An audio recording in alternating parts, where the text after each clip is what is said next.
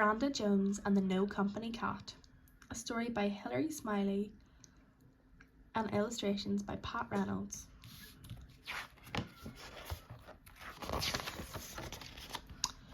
One sunny morning, Grandpa Jones opened his front door and looked out into the street. A passing truck blew a cloud of black smoke into his face. Grandpa Jones coughed. The paper boy tossed a rolled newspaper into the doorway. It hit Grandpa Jones on the knee. "Ow!" he cried. A police siren began to shriek. Grandpa Jones jumped. "Dear me," he muttered. He picked up the newspaper and shut the door with a bang. Grandpa Jones poured himself a cup of tea. "I need peace and quiet," he said, stirring in an extra lump of sugar to cheer himself up. "I need a change." He opened the newspaper and read, "Small house for sale, near quiet country town." "That sounds like just the change I need," he said, and he decided to buy the house. A few weeks later, Grandpa Jones moved into his new house in the country.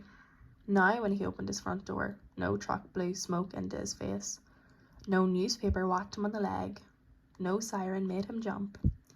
Instead, birds sang in the trees and cows mooed on the hillside. A truck collected milk from a nearby farm, but there was no other traffic. "Ah, lovely peace and quiet," said Grandpa Jones out loud. "This is the life for me." It was so quiet that when he was in the living room, he could hear the kitchen clock ticking. As he did his chores, he could hear the flip-flop of his slippers on the wooden floor. Every day, Grandpa Jones woke to his quiet new world. He heard the birds singing and the leaves rustling, the cows mooing, but nothing else. "I wish I could hear that paper boy coming up the street," he sighed one day. "All this quiet is making me feel lonely." Most afternoons, Grandpa Jones walked across the field to Donaldson Farm to buy some milk and some eggs. Today, he just wanted some company. Mrs. Donaldson came out of the farmhouse, followed by Pete and Maggie. Pete was carrying a small kitten. "What's up?" asked Mrs. Donaldson. "You're looking a bit miserable." "It's all this quiet," said Grandpa Jones. "It's making me feel lonely. I never thought that I'd miss the noise of the city."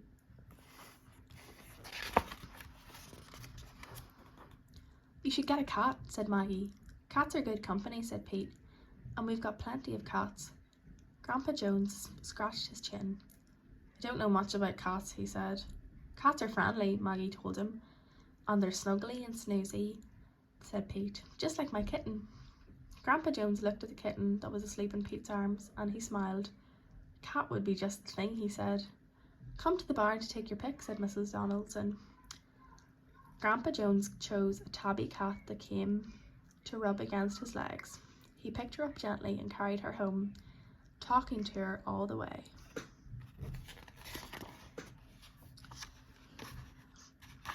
When Grandpa Jones arrived home, he fed the cat and went into the living room.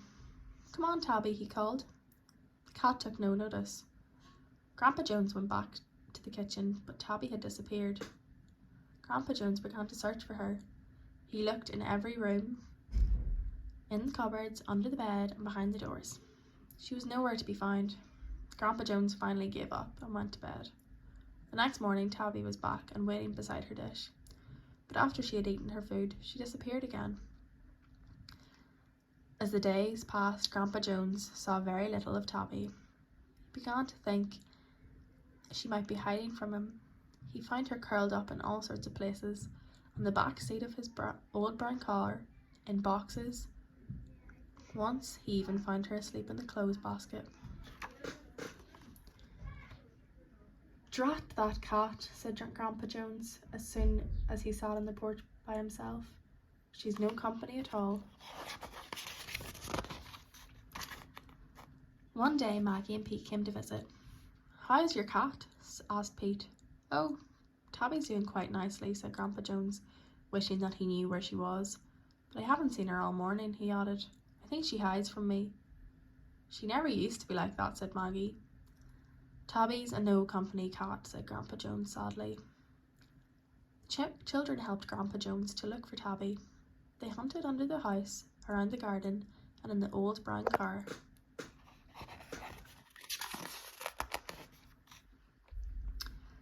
What about your garden shed? Asked Pete. We haven't looked in there. The children followed Grandpa Jones into the shed, and they looked around. There, in a box of newspapers, lay Tabby the cat with 3 tiny kittens. She was purring proudly. All that time, she was just looking for a good place to have her kittens, said Maggie, as they creeped over to have a closer look. One Sunday afternoon, Maggie and Pete came to visit Grandpa Jones. They found him in his chair on the porch. He had one of the kittens on his lap, and the other 2 were snuggling in his slippers. Tabby was snoozing on the doormat. Grandpa Jones smiled at the children. Look, he said, I have company at last.